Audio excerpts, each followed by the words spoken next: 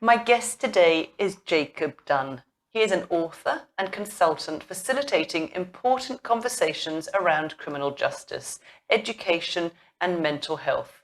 He presented the Punch series for Radio 4, which won Best Factual Series at the National Radio Academy Awards 2021, which followed Jacob's personal experiences of restorative justice, how it has benefited other perpetrators and victims of crime, and what the benefits might look like if we were to adopt restorative approaches more broadly throughout society. He is a former Longford Scholar and received a first-class honours in criminology from Nottingham Trent University in 2019.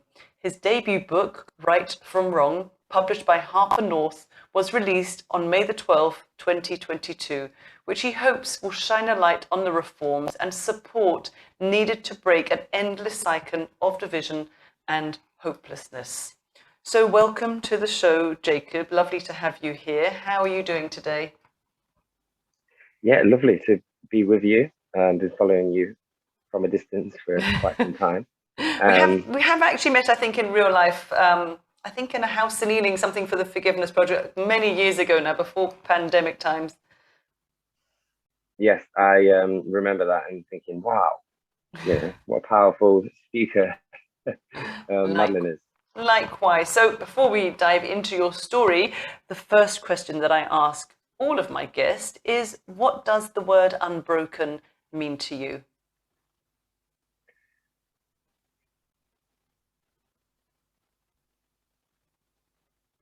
There's another word that comes to my mind when I think about unbroken, and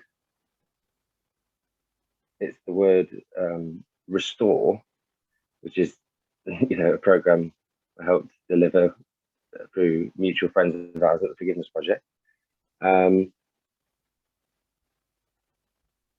And to restore something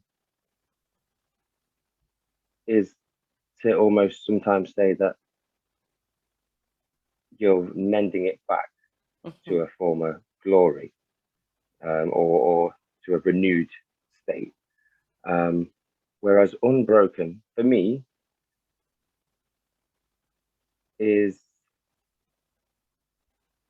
similar to that, but almost that the restoration almost, not that it wasn't needed, but I almost see unbroken as it's unbroken. And whatever has happened from the outside,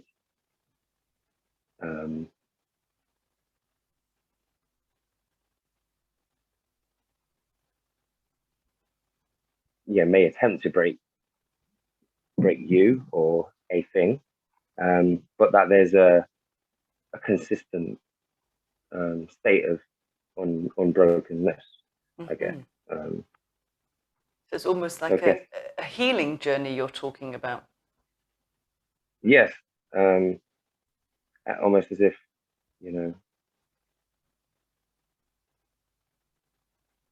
I often think about my inner child as being like maybe a state of unbrokenness that I can access, a state of kind of innocence, or so yeah, that's what I think. Yeah, when I think of unbroken, about my inner child, how I internalize that word anyway. Yeah. And I like that because it's kind of almost before we got corrupted, before we got conditioned by life and our experiences. My friend called me at the end of a night out, which was about 1 a.m. when the bars start closing.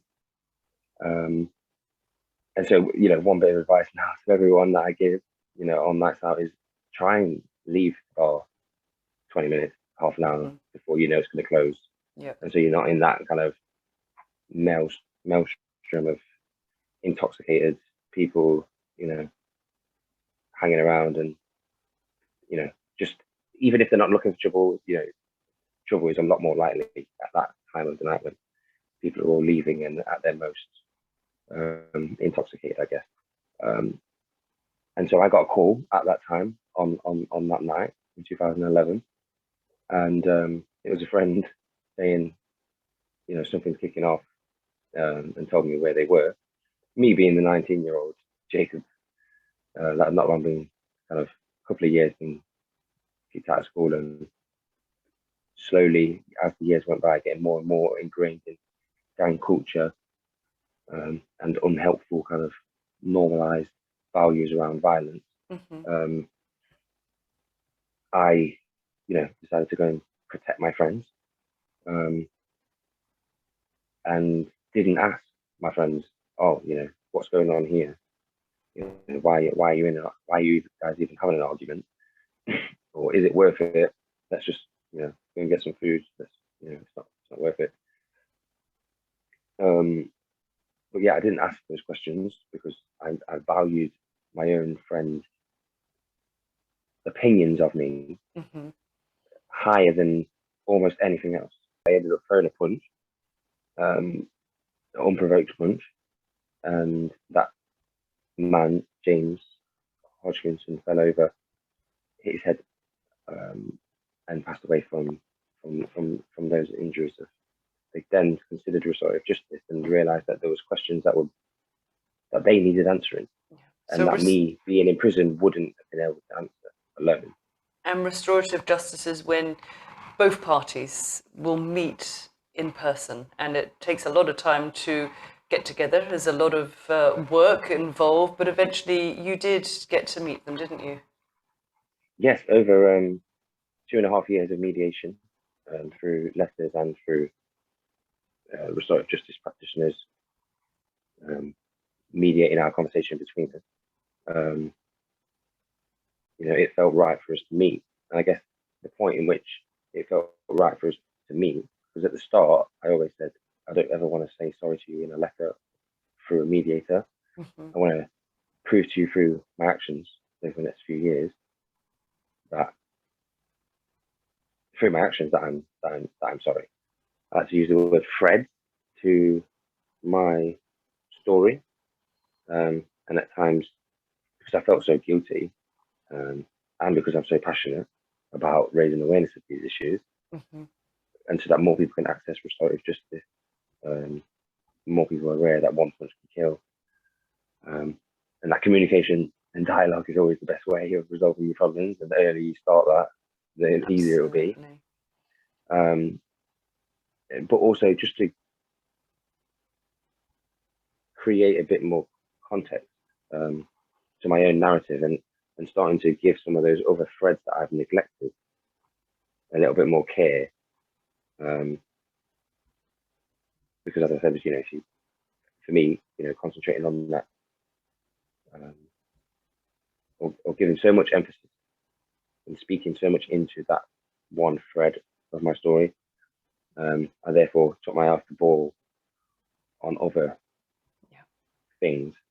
And so, yeah, that was, the book was partly my own kind of juggling of that navigation. What came through as well was your kind of sadness and maybe regret with your mum that you weren't able to be the son that you could be now if she was still alive, or not having said or hugged her enough or told her that you loved her enough. And I mean, it came across how much you loved her and was so grateful for her support, but the impact of what you did, how that affected her, and that guilt, it was just a bit messy around your mum, really, wasn't it?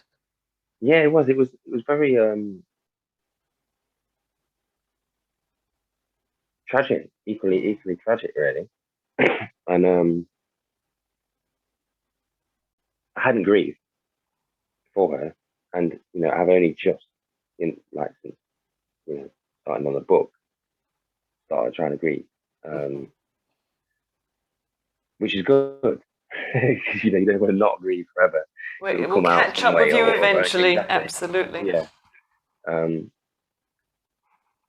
so that all feeds back into that, that self-care, and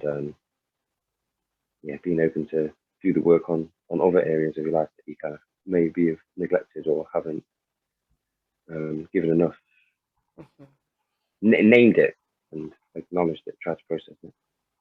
And I know now you are, as you've said, you're passionate about sharing your story and telling people that, one punch can kill, and not to get involved in gangs. And you go to schools, university, prisons, and you talk about conflict and restorative justice And when I read a book, I often like to pick out some quotes that kind of jump out to me. And I like this one. Fortunately, I see wisdom and bags of potential in many of the people I work with. This is because within all hardship, there are lessons to be learned if we are open to see them. And that is just about hope, really, isn't it? Yes, definitely. And there's another. It just reminded me of another quote, which I probably will say wrong, but you can probably get the gist of it. And it's that it only takes a crack to let the light Yeah. in.